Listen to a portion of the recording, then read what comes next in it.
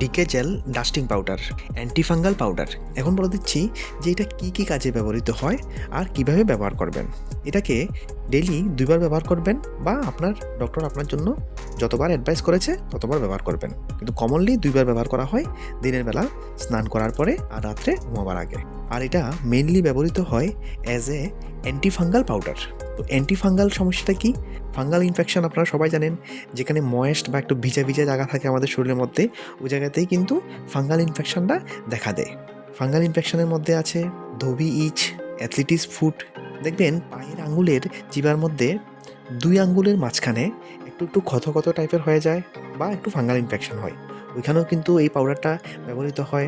বা diaper rashes diaper পরানোর পরে দেখবেন ছোটো বাচ্চাদের র্যাশেস আসে, সেই র্যাশেসের ক্ষেত্রেও কিন্তু এটা উপকারী।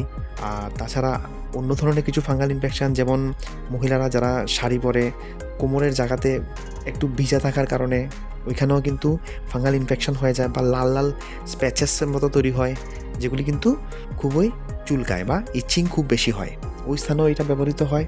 তাছাড়া প্লুরাইটিস, আন্ডারআর্ম, বগলের নিচে দেখবেন এমন একটা সিচুয়েশান বা এমন একটা কন্ডিশন তৈরি হয় যেখানে বারবার মনে হবে যে চুলকানোর জন্য, আর এগুলি একটু ড্রাই হয়ে যায় বা স্কিন ইরিটেশনটা এখানে খুব বেশি হয়, যেটাকে প্লুরাইটিস বলা হয়। আর ওই স্থানেও কিন্তু এটা ব্যবহৃত হয়। তাছাড়া হিট র্যাশেস বা গরমের কারণে যে পিঠের মধ্যে, ঘাড়ের মধ্যে কিছু প্রবলেম হয়, কিছু ঘামাচি টাইপের র্যাশেস আসে, ওই র্যাশেসের ক্ষেত্রেও কিন্তু এটা ব্যবহৃত হয়। বন্ধুরা, যদি আপনার মধ্যে এই প্রশ্ন জেগে থাকে যে এটা কি ঘামাচির ক্ষেত্রে ব্যবহার করা যাবে কি যাবে না, তো ঘামাচির ক্ষেত্রেও কিন্তু এটা ব্যবহার করা যাবে।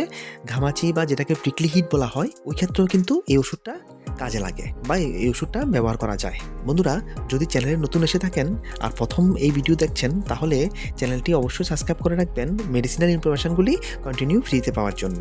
ঠিক আছে বন্ধুরা, এই ভিডিওতে অতটুকুই। ইনফরমেশনগুলি ভালো লাগলে ভিডিওটিকে একটি লাইক অবশ্যই দেবেন আর চ্যানেলটি অবশ্যই সাবস্ক্রাইব করবেন।